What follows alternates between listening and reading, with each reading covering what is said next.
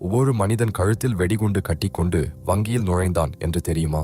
1993 ஆண்டு பென்சில்வேனியாவில் Brian Wells என்ற pizza delivery மனிதன் ஒரு வங்கிக்குள் நடந்து சென்றான்.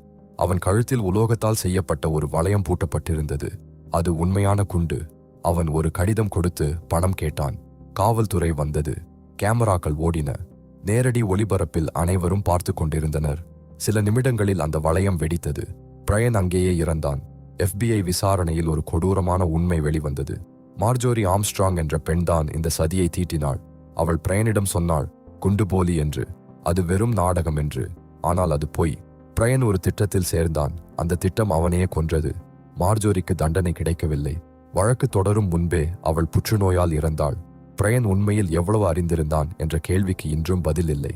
சிலர் திட்டம் தீட்டுகிறார்கள், சிலர் அந்த திட்டத்திற்கே பலியாகிறார்கள்.